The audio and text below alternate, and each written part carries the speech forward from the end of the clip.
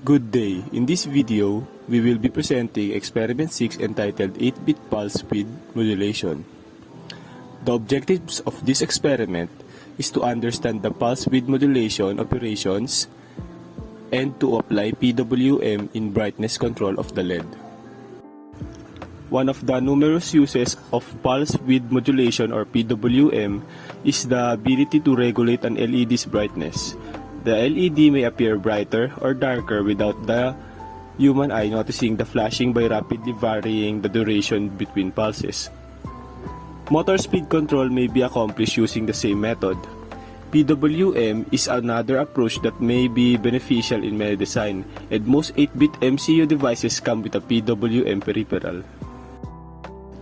In this experiment, we will create a code to control an LED's brightness using a hardware PWM peripheral to produce the variable on or off time at a very rapid rate using the MPLAB code configurator.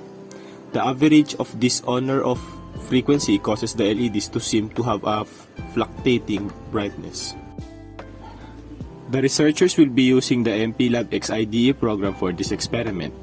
To start the task, click File, New Project, Microchip Embedded, then click the Standalone project. After that, click Next. Select the microchip, which is the PIC16F18875 microcontroller. Use XC8 compiler, and lastly, save it to your preferred folder. In this project, we will be using 5 peripherals, which is System Module, Interrupt Module, Pin Module, Timer 2, and PWM6.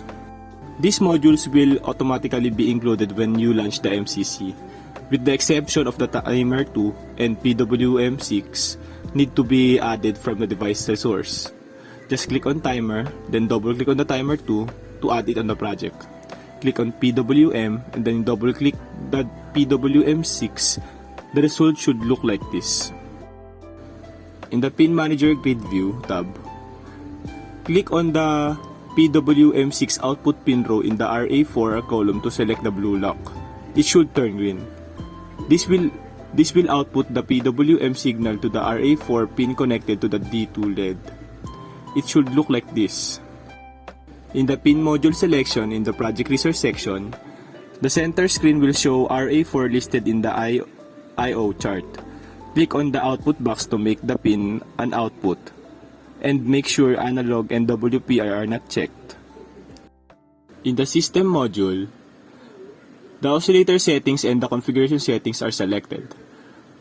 Oscillator number 1, select the HFI and TOSC from the oscillator select drop-down menu. Number 2, select the 4 underscore megahertz selection from the HF internal clock drop-down menu. Number 3, select clock divider value of 4. Timer 2 will be driven by instruction clock, which will be set up in a future step. Number 1, check the enable timer box. Number 2, set the prescaler box to 1 out of 1. Number 3, set the postscaler box to 1 to 16. Number 4, set the timer period to 16.384 milliseconds. To set up the PWM, number 1, check the enable PWM box. Number 2, select timer 2 from the select a timer drop-down menu. Number 3, set the duty cycle to 50%. After fixing the pin module, pin configuration, system module, the timer, and the PWM, we will now proceed to the main C file. To access the main C file, first click into the projects, then select source file. After that, click the main C file. We will now input the code that we have come up to this experiment. After implementing the code, we will now build the project. After successfully building the project with the code we have come up, we will now transfer it to the MPLAB IPE. First, connect the PIC 3 to your computer using the USB port. After that, go to the advanced mode of the MPLAB IPE. To access that, go to Settings, click Advanced Mode, then type the password. To power on the PIC 3, go to Power, set the voltage to 3.125, then always enable the power target circuit from the PIC 3.